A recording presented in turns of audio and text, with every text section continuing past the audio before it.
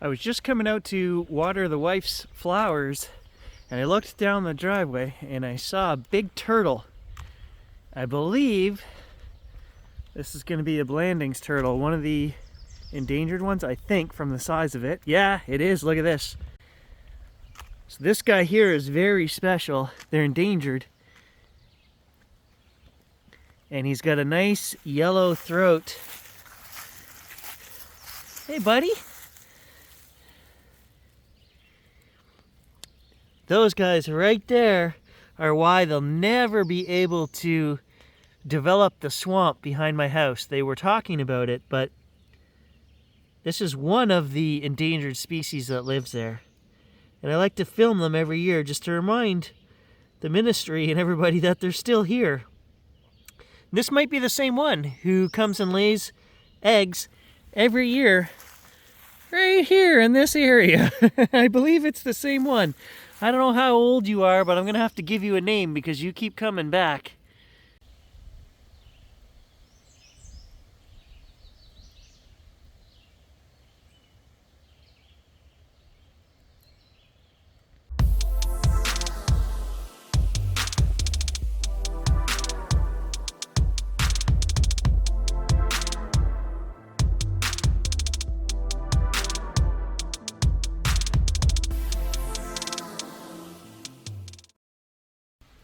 This all stems back to the property. I have tried to purchase this lot here on this side. The neighbor wanted to sell it, but then decided they didn't want to sell it. And then on the other side, that lot there goes back behind my house and attaches to 90 acres on this side. And I tried to buy that. I put in an offer on that, and the guy didn't want it. He wants to develop it, and he has all these big plans. And being an environmental guy, having gone to school for environment, I know that that turtle right there is going to be a saving grace. One of many of the things that live in the swamp back here. This is drainage for Lake Nipissing where I live.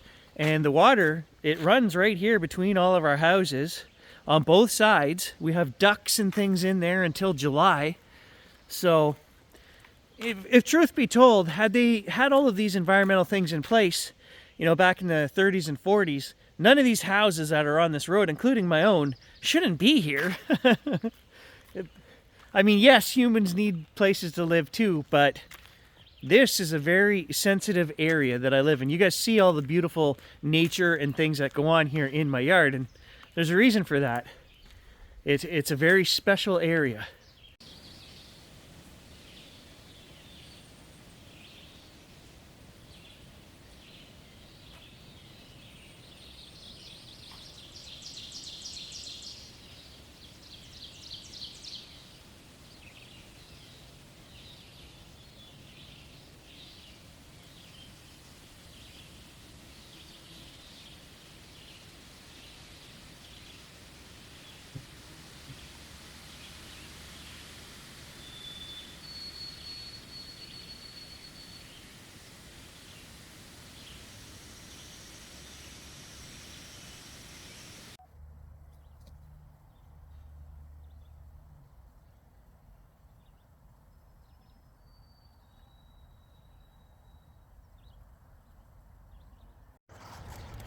Little pro tip for all you golfing dads out there: if you're out early in the morning by yourself, don't take a mulligan.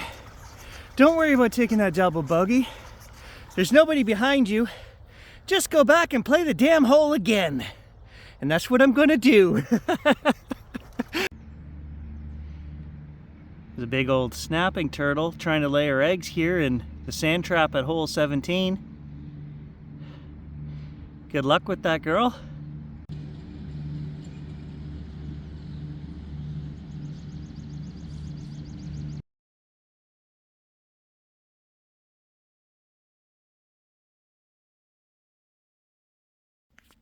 Okay, just working on these tux mats for the CX90, and this is the third row. The problem I'm having is that they go over the runners for the seat, and it's back as far as it'll go. And I don't know, so every time you push the seat back, it's folding them up and moving them. I've kind of got the second row in place, but I don't know. Let's see if I can get it, but it doesn't seem great. The front one was fine. The front one just went in, no problem. Don't even really need any clips in there. And it just sits here loose to the side. We'll Velcro that strip down there after, but... Good morning, guys. Beautiful day out here. I've got a couple of updates for you. There's just regular channel stuff we got to get out of the way. As you can see, I'm still in the rental.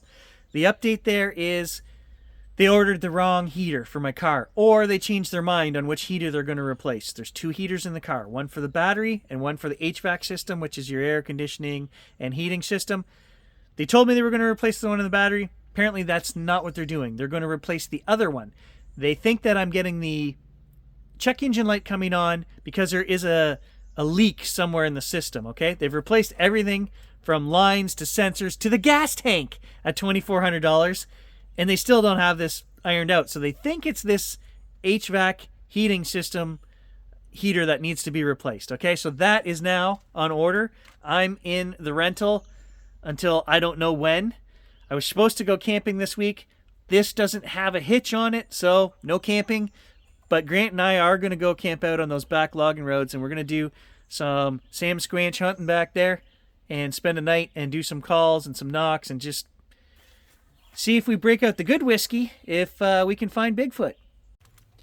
Today is Tuesday, so I've decided to keep my Outlander and force them to fix it under warranty, all right? Tomorrow, Wednesday, I'll be back on the train of just trading it in. I don't know. I flip-flop every day. That's where we're at with the car. Second update. I got this, guys. The new, well, from 2020, new. New to me. I just bought a brand new one, but these were released in 2020. The Garmin eTrex 32X. Now, this is replacing a model that I bought back in 2010.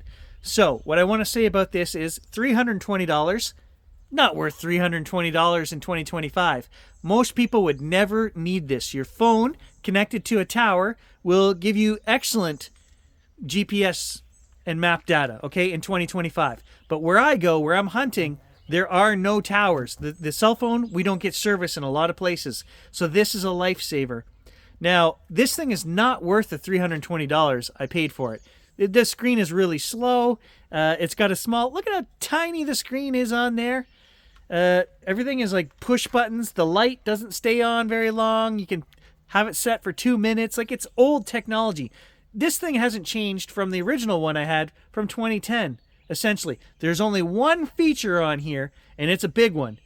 That, to me, okay, I need this thing regardless, right? $320. This is a lifesaver for me because I'm going places that you guys probably aren't, where there's no cell service, and you've seen the thousands of endless kilometers up here. This is something that true diehard back roads guys up here that are hunting and fishing and camping up here need. The new feature on here that the old one didn't have, and none of the models under the 32X don't have, is that the arrow, which is indicating you on the map, you're represented by a little black triangle, okay?